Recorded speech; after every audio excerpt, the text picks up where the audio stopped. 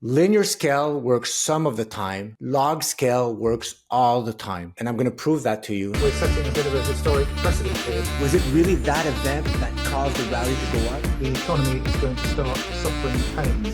That's going to be bonkers.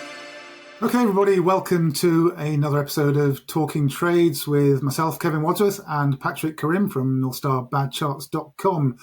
So today we're going to be talking about log and linear scales on the charts. We sometimes hear people using logarithmic scales on price charts, and I've heard many people saying recently actually that linear scales are actually better to use than log scales. So it can seem very confusing if you're trying to figure out, should I be using a log scale? Should I be using a linear scale? What difference does it make? Patrick, perhaps you can dispel some of these myths and make it a lot clearer for us which one we should be using. Yes. Okay. So right before I show you the charts and a few examples, this is the premise, guys. I'll give you the conclusion now, and then we'll work through it, how it works, why it works that way. This is my conclusion is linear scale works some of the time. Log scale works all the time. All right. And I'm going to prove that to you. I'm going to show you some examples. And if ever somebody uses a linear scale on what should have been a log scale, then there's two things that could happen. It's just somebody that doesn't know, making an honest mistake. You know, it's like not using the good tool for the job, and it's fine. We're not all chart traders, right? By default, it's linear scale on most instruments, so it's not that person's fault. But it could be, and I've done it myself to prove a point, it could be on purpose that somebody puts a linear scale. And you now, after watching this, you'll be able to spot this. I'll show you the visual difference of somebody putting on linear scale versus log scale to exaggerate a point. Oh, it's so expensive. Now look at that. Because I'll show you on linear scale, the price on the right-hand side is always practically on an instrument that moves logarithmically. It's always going to look like a hockey stick. So the price is going to look super low on the left-hand side, and then the price is going to look super high on the right-hand side. And you say, oh, it's got to go down. It can't go up anymore. It's like it's super stretched from where it was. So the best thing I could do right now, guys, is I'll show you my screen. Here I have the NASDAQ, monthly chart NASDAQ on the linear scale. How do I know it's the linear scale? Well, the distance in between each of these price points is a nominal value, and it's the same distance, right? So here, 0 to 2,000, 2,000 to 4,000. So every inch or whatever that measurement is the same numerical nominal value, right? It's going to be 2,000 each time. What that creates is whenever you see a chart, guys, like this, where the left-hand side, it just looks like it's going up and up. And I see a lot of granularity here, right? I see the little move down. I see the move up. I see all that stuff. But as I stretch to the left, I can see less and less these little ups and downs, right? They're almost not there. And look here, all the way to the left, I could barely see it. That requires a log scale. Right away, rule number one, if you cannot see the same granularity you see on the right-hand scale, on the right-hand side of the chart, all the way to the left, right away that chart belongs on the log scale. And like I said, all the time log fits, some of the time linear fits. So right there, if you see somebody posting that on Twitter or X or wherever, and they're saying, oh my goodness, look at NASDAQ, it's going to the moon, it's too high, it has to crash, and they're seeking this type of emotional reaction out of you, they're not telling you the objective truth of where this thing is really going, right? They're creating the illusion that this thing has to go down, right? But I'll show you something. I'll just scroll back here and I'll just show you this. Let's say we're back in 2000, right? And it's the same scenario. And the price does go down, right? And it crashes and it crashes. I'm still on the linear scale. It crashes. It goes all the way down. If I look at this, you could say, that's it. Bubbles crashed. This thing will never go up again. It's done. It will never do a hockey stick move like that. But look what happened over time. Goes up, goes up, goes up. Look at that. Oh, it's up. Then after that, it just keeps going up, up, up, up. And that crazy peak you had here in the dot-com bubble where people thought that was it. We did an 80% correction or bear market. It can never go up again. With time, it healed. And look where it is today. So don't think that this mountain here, what could happen over the years, this could get squished down and could have a huge mountain later on.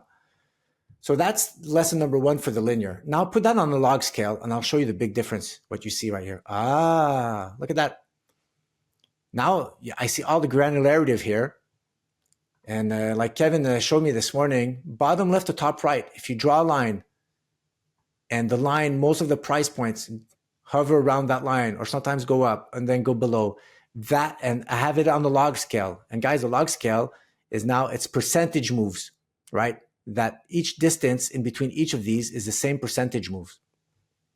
So the numbers are different, but it's always the same percentage moves in between each of these, the same distance. Now I get some valuable data. I see that the NASDAQ, while on the linear looks like it has to top to roll over, I can see in the past that it's been able to distance and do even more crazy acceleration above its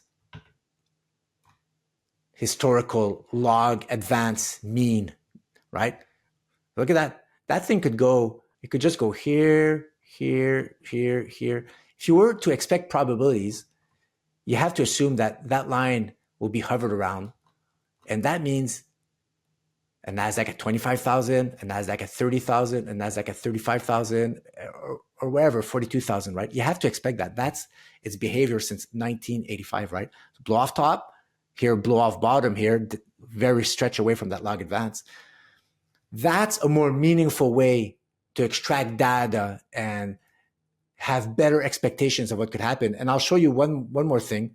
Here I have my setup where Kevin mentioned it, or we've probably mentioned it a bunch of times, is distance from moving average. How far can I get from the, in this case, a 36-month moving average before the price resets? And look at that. The 2000s, I was able to distance myself 143% above the 3-year moving average.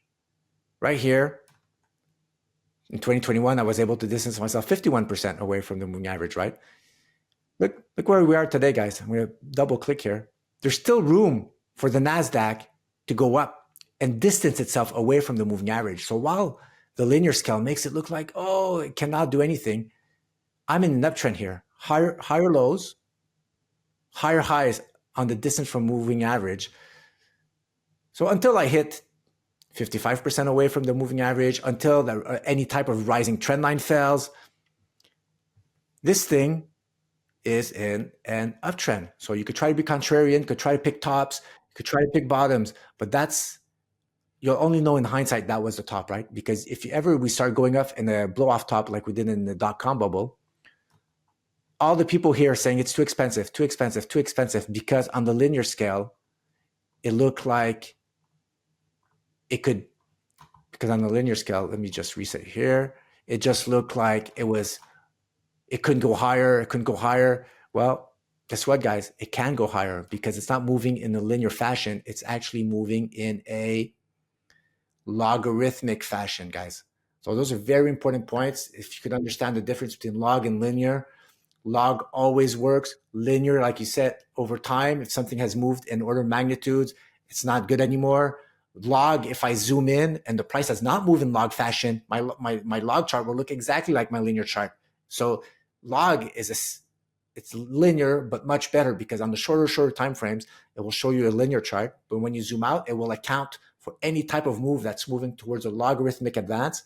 It will showcase that to you and show you the truth about the nature of the move that's unfolding. Patrick, there's another way of thinking about that as well. On the linear scale, it would be ridiculous to keep it on a linear scale over a long period of time because, of course, in the 1970s and 80s, it's going to take longer for an instrument to move up by $2,000 than it's going to today, because $2,000 back in the 1970s was very different to $2,000 today.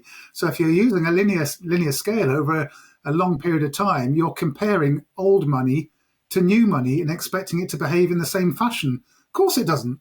But, we're adding zeros all the time to our currency. What does a pint of milk, a loaf of bread, a car, or a house cost? It doesn't cost $10,000 anymore. Probably doesn't cost $100,000. It probably costs $500,000.